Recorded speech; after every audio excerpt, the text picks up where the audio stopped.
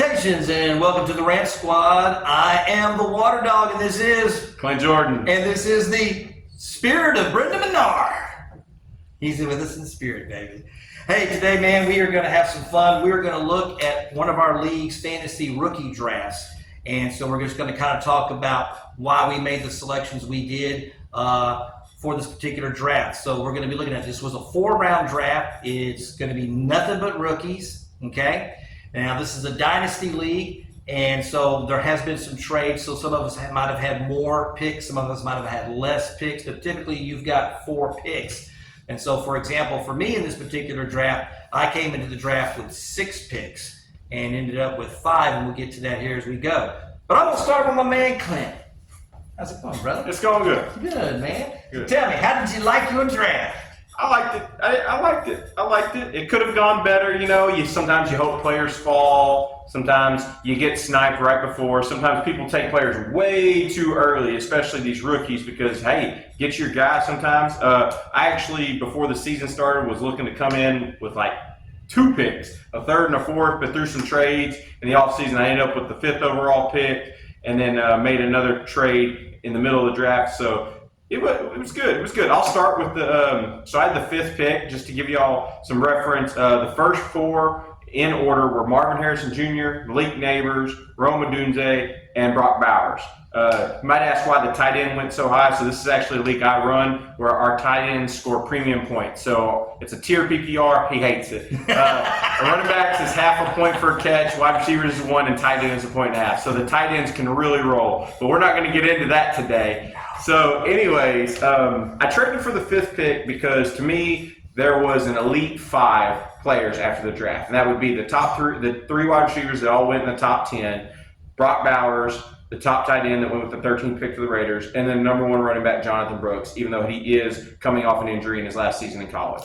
So I traded at that 5th pick because I feel like I was paying the least to get one of that elite tier. And my hope was that actually one of the wide receivers would fall to me because I'm pretty set at running back. But in this league, I feel like when it got to my pick, those 3 wide receivers were gone. Brock Bowers was gone. The next tier to me would have been either Ladd McConkey or Keon Coleman, and I just felt more comfortable taking the running back because I don't have a 4th currently on my roster. That was one of my goals with this draft, was to improve some of my running back depth. So with my first round pick, I ended up taking Jonathan Brooks, the running back for Carolina. Did you want to go round by round? Yeah, just go by all your rounds here. Okay. Coming into the 2nd round, I actually did not have a 2nd round pick, but I had something lined up for about the 6th pick in the 2nd round. But I started looking at some of the teams, and I was targeting the tight end Ben Sinnott out of Washington for the Commanders, just because I really liked some of the things he's done in the preseason. He was a draft riser. He ended up going in the 2nd round in the NFL draft. And I looked at one of the teams named Stroud Boys, and I thought he could really use some tight end. So I decided to make a move. I traded up and ended up getting the 2nd pick in the 2nd round and took Ben Sinnott. Not that I need a starting tight end. The only player I had was Tyler Higbee, who's coming into the season on the injury reserve list. I think he's on the PUP, so he's going to miss the first 4 weeks at least.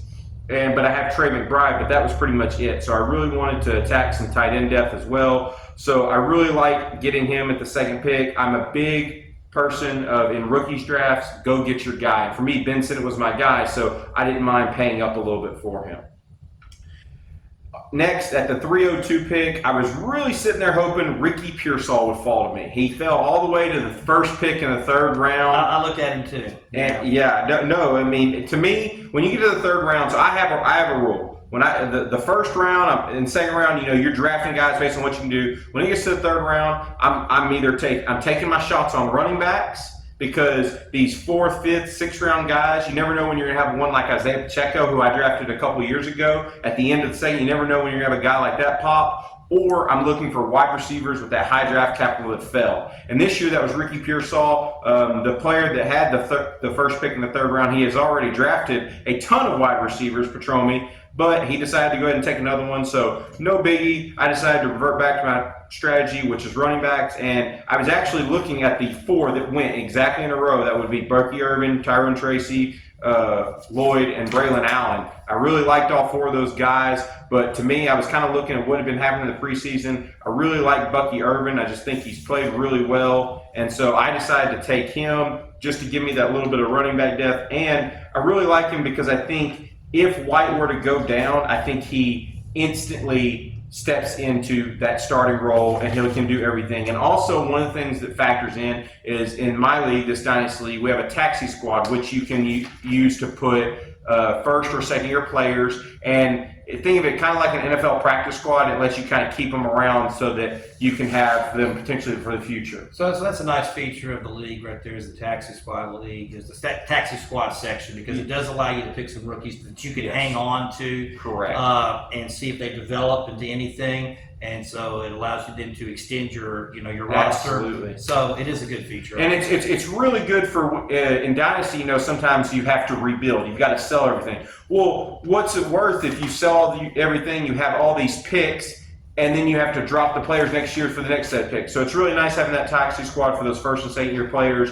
And then we get into the 4th round, and I had the 5th pick. And there was a lot of talent left in the 4th round. J.J. McCarthy, who Kelly will get to, was there. I really love Jermaine Burton, the wide receiver for Cincinnati. I have T. Higgins in this league, and I don't think he'll be on the roster next year. So he was a guy I kind of was targeting, but he didn't fall to me. So the 5th pick, actually 3 guys fell that I really liked, and that was Malachi Corley, the wide receiver for the Jets, Wiley, the tight end for the Kansas City Chiefs. I mainly liked him because I have Noah Gray, the other tight end, and I do not think Kelsey will be here after 2 years. I think he's got that max, but if they win the Super Bowl, I think he's out. And then the tight end for Houston, Kate Stover, who previously played with C.J. Stroud at Ohio State. So I decided, since I had already gotten a tight end at this point, I wanted to go ahead and draft a wide receiver, Malachi Corley. He's actually wide receiver 3 on the depth chart for the New York Jets. I think that he has a really good opportunity because Garrett Wilson's the 1. Mike Williams is set up as the 2, but he's coming off of injury. So I think it's a good chance for that rookie to just get in there, make some plays, and establish himself as the number 2 wide receiver.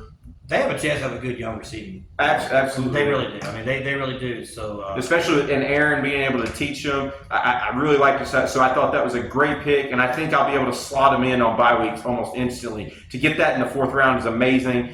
And then I wanted to take my deep dive shot. I ended up trading a 3rd rounder next year to get back into the 4th round, the very next pick. I was between Kate Stover and Wiley, tight ends for the Chiefs. I decided to go ahead with Wiley. I really like Stover, but like I said, I decided to go ahead with Wiley because I have Noah Gray. He's only under contract for 1 more year, so I think he'll leave. And like I said, I think Kelsey, there's a good chance this is his last year, at most 2, and that's a good opportunity for Wiley to take over. And so that was my draft. Like I said, there was a couple things I think I would have loved if they fell a different way. But there's not a couple. Now that we're a couple days later, there's not one pick looking that I probably wouldn't make again. So overall, personally, if I had to grade myself, I'd give me a B+. Like I said, it wasn't perfect. There's arguments to be made to maybe take a wide receiver where I took Brooks and maybe I took Vincent in a little too high. But like I said, I went and got my guys, and I'm happy that I filled in some of the holes and depths in my team.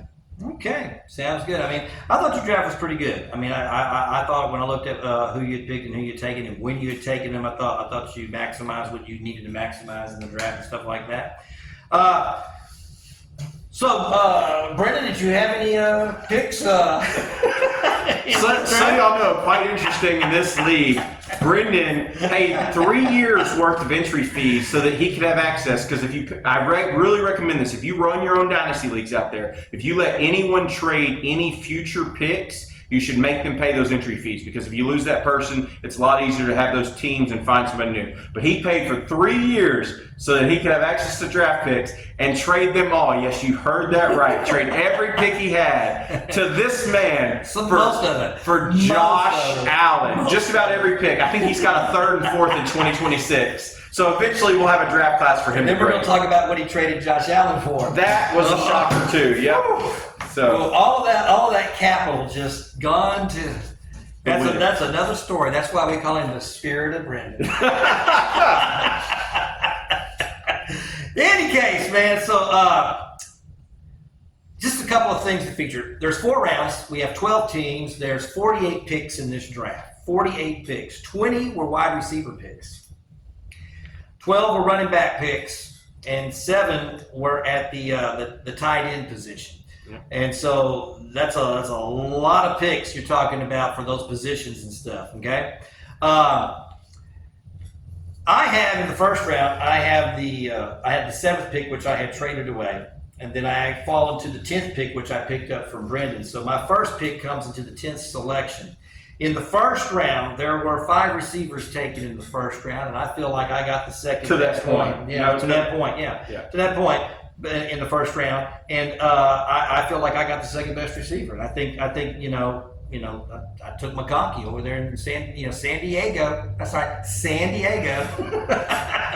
I will say you have taken him in just about every league I'm in with you. And the last player I remember you having this conviction about was Justin Jefferson. Mm-hmm. So if you hit, I'm going to call you the Magic Man. Because I picked Justin Jefferson in every league I was in, and I feel the same way. You just about taken that. Because here's the thing about picking the receivers is, first off, is do they have the talent?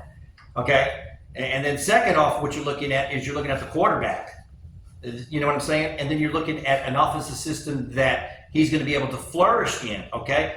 Is he the first option? Is he the second option? Is he the third option? Well, to me, McConkey's going to be the first option. Absolutely. So if he's going to be the first option for Justin Herbert, this is a person then that can probably really blow up your fantasy league. And so I'm looking at him to have, 1,200 yards and 10 to 12 touchdowns, and I think that's where he's going to fall.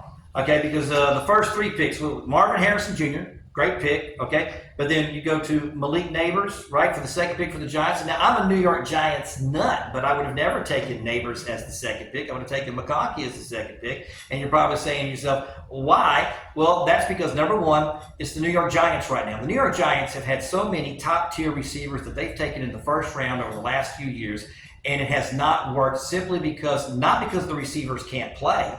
It's because of the system that they're in. They've got no offensive line, and they've got a quarterback that they basically bought into, I should say, for the last 3 years. That's just not going to help them flourish. I mean, all you got to do is watch that preseason game and watch Daniel Jones throw this horrible pick 6 again. That's something that a third-year quarterback, should not be doing at this particular point in his career. And so you look at these things and you sit there and you go, okay, so that's why I wouldn't have gone there.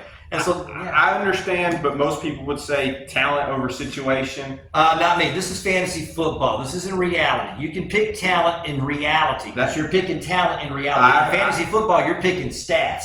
And so that to me is the difference. So you're picking stats. I understand, but I wouldn't have taken Vlad McConkey over Malik Neighbors. I would. Then you've got Adonis over there in Chicago, and he's going to be your third option. So at best, your third option. So that's why I feel like, the same thing. So we have Xavier Worthy was picked next, right? Mm-hmm. Xavier Worthy, once again, third, fourth best option on a Kansas City team.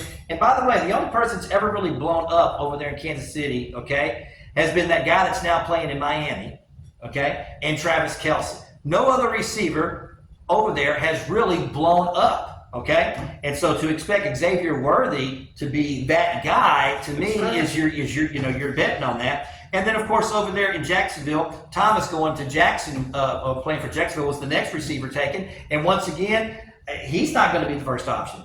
Christian Kirk's going to be your first receiving option, okay? And then Ingram's going to be your second receiving option. And then Etienne's going to be your third receiving option. And at best, he's your fourth receiver option. So that's how I was looking at this. That's fair. But you're also a win now. In Petroma, he's coming through a rebuild, so you want to take as many shots on guys and high-value guys. So I understand both particulars, but I think your Vlad McConkey pick was a good one. Yep. So we're moving in. I had no picks in the second round, but here's where I do get angry because I had traded my second round pick. I had the 7th choice in the second round.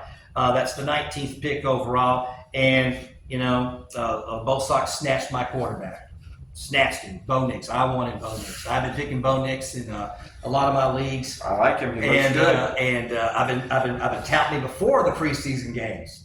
So it's like, okay. So I really wanted Bo Nix, but I still had secondary choices, and I think I got both. And I actually got it because I was like, I think they're all going to fall to me. I think these other choices are going to fall to me. So we didn't go into the third round. So we get into the third round, and that's where I decided to pick a backup quarterback. And that's Michael Penix. because I have Kirk Cousins. And if I got Kirk Cousins, why not take Michael Penix? And so I thought this would be the best time to do that, so let's do that. Did you say something, Brendan? I'm sorry. Yeah, okay. Anyway. That's a way to transition. Absolutely. Anyway, we get down now to the 34th pick, and at this particular moment, I thought, you know what, I'm going to pick what I think is the best defensive player in the rookie class in the draft, and so I got Latu. So I went ahead and took him at that particular point, the defensive lineman, and I thought that was a good pickup right there. Then going into the last round, I had 3 picks going into the last round. Okay, I had the 40th, the 43rd, and the 46th pick in the last round. And with the 40th pick, I went ahead and took J.J. McCarthy. Good pick. I wanted to go ahead and get that because I can just put him on the taxi squad and go right there. And so that kind of sets up my young quarterbacks, something that I needed for the team that I have, considering the fact that I am so invested into Kirk Cousins, the greatest quarterback of all time. Okay, and since I'm so invested in the good old Kirk, all right, that I got my backup for him, and then I've got a young quarterback that may be a great prospect as we go through that. With the 43rd pick, I already knew I was going to get my next pick, and I knew I could get him at 43, but I said, why do that? I had a trade offer to trade for that pick and pick up a draft pick for next season in the 3rd round, so I went ahead and did that because my 46th pick did fall to me. I don't think it was guaranteed, though, because that's who I was considering at the pick before your pick. So was it? You risked, yeah. Well, then I must have risked, but I felt pretty good about getting it, and that's Cade Stover, the tight end over there in Houston, because I do have Dalton Schultz. And so since I have Dalton Schultz, I thought I will back up Dalton Schultz just as well. So I think overall, I may not have the best players that were picked in the draft, but I do think that for my team, I thought that my selections were pretty solid as far as what I needed to do and get done with what I had to have. So that's why I made the choices that I made. So I was pretty happy with the draft overall for me. Yeah, that's fair. I guess the only thing I don't like, you had 2 quarterbacks, but you didn't come out with a wide receiver. And I'm a big proponent of I always like to come out with a wide receiver, at least one young wide receiver. Well, I did. I got Ladd McConkey. Oh, my bad. I guess I was looking at you had the chance to get Burton. And I really would have liked Burton possibly over the Latu pick. But I get it. There wasn't a lot of great defensive players. In my opinion, this year, there wasn't a lot of great defensive prospects. We only had 3 defensive players go in our rookie draft this year. So and you try to maximize it. What you're trying to do is, what's the best pick available? And to me, that was the best pick available at that particular time. Absolutely. Thanks for agreeing with me there, Spirit of Brendan. I appreciate that. Well, folks, that's all we got time for, man. We thank you for watching, man. We are the Rant Squad. I'm the Water Dog. This is Glenn Jordan. And that is the Spirit of Brendan Menard. Y'all take care.